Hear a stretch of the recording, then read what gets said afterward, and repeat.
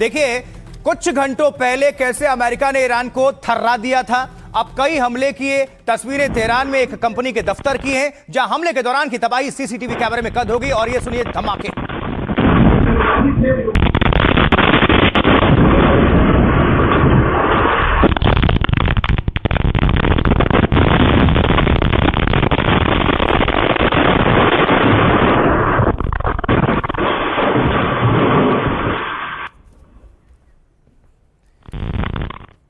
और जवाब में ईरान ने देर नहीं लगाई, पीछे नहीं रहा। उसने अमेरिका के दोस्त इजराइल में हमले कर दिए। यह ड्रोन हमले का वीडियो है, जो दावे के मुताबिक ईरान की तरफ से इजराइल के तेल अवीव में दागा गया था।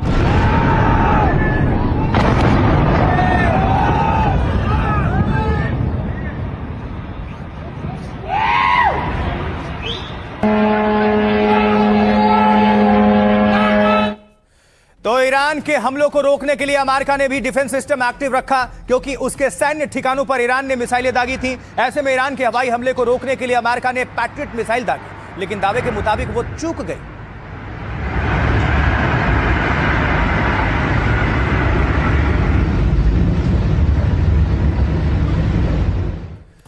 और जब ईरान और अमेरिका एक दूसरे पर हमले कर रहे थे, तब दावा है कि अमेरिका की मिसाइलों ने 3 जहाजों को निशाना बनाया था, जिनमें भारतीय सवार थे।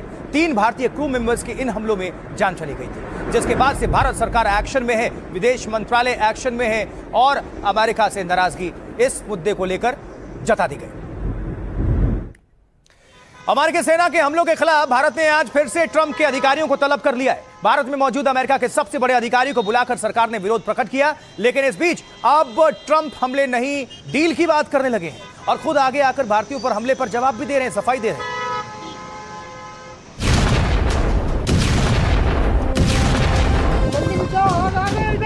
एक दो नहीं, पूरे 39 बार डोनाल्ड ट्रंप ये दावा कर चुके हैं कि ईरान से डील बस होने ही वाली है। ट्रंप दावा करते हैं, ईरान खारिज करता है और फिर शुरू होती है भीषण टक्कर।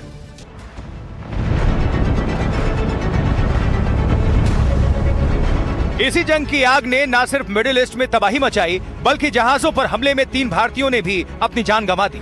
जिसके बाद एक्शन में आई मोदी सरकार ने ट्रंप के देश को कड़ा संदेश दिया।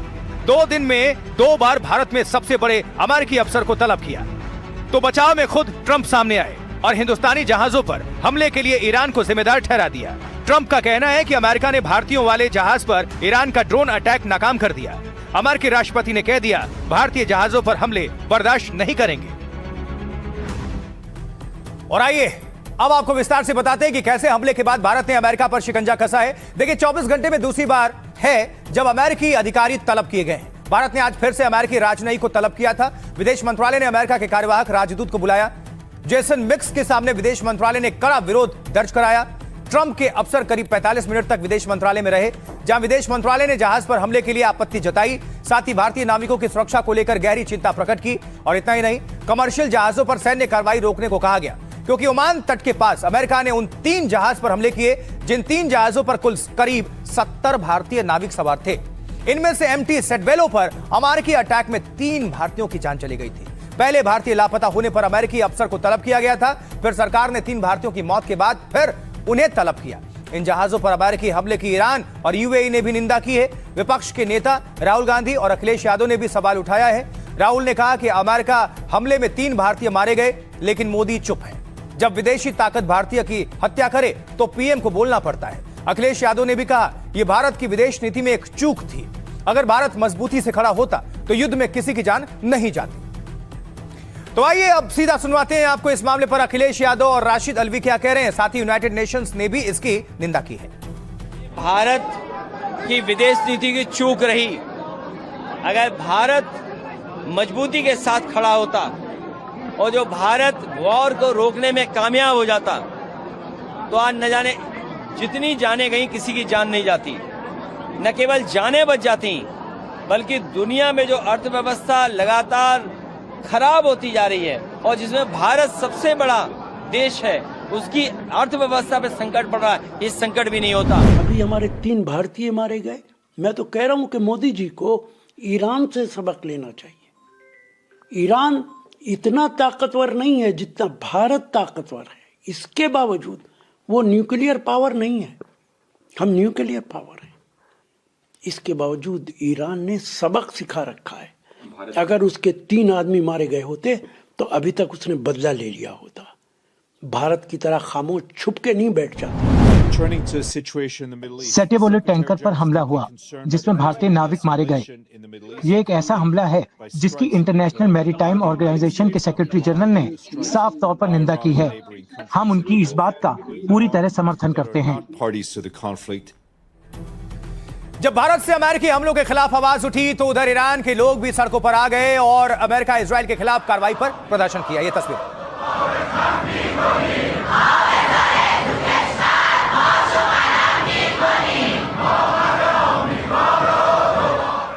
और इतना ही नहीं, सैकड़ों ईरानी लोग तेहरान में खामेनेई के घर के सामने जमा हो गए और अमेरिका से बदला लेने की मांग करने लगे। ये सुनिए।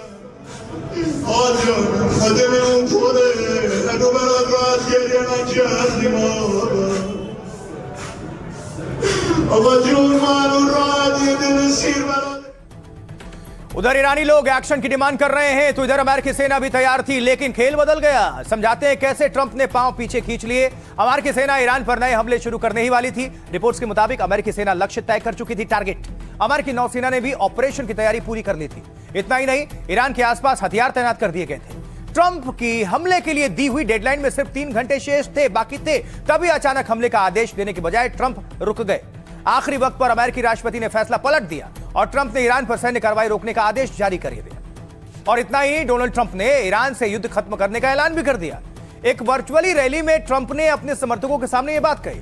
उन्होंने दावा किया ईरान कभी परमाणु हथियार नहीं बनाएगा। इससे पहले ट्रंप ने व्हाइट हाउस में पत्रकारों से डील की बात कही थी।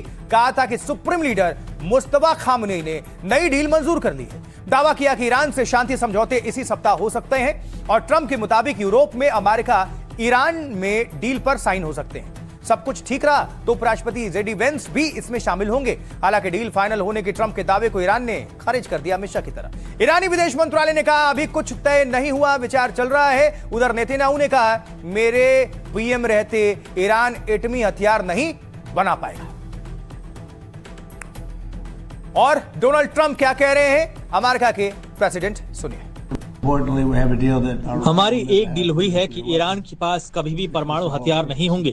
इस डील को करने के पीछे हमारा मकसद भी यही था, इसलिए ये एक बहुत बड़ी बात थी। लेकिन जल्द ही इस पर साइन होने वाले हैं और कागजात भी लगभग तैयार हैं। तो देखते हैं क्या होता है। ये काम काफी जल्दी हो जाना चाहिए। वे भी इसे उतना ही चाहते हैं जितना बाकी सब चाहते हैं और मुझे लगता है कि इससे कई अच्छे रिश्ते बन सकते हैं।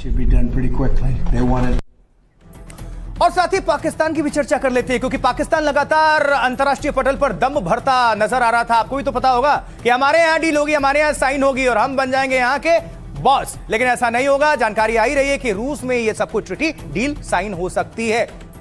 चलिए इसी के साथ भारत की बात बताता हूं मैं। आज के लिए इतना ही।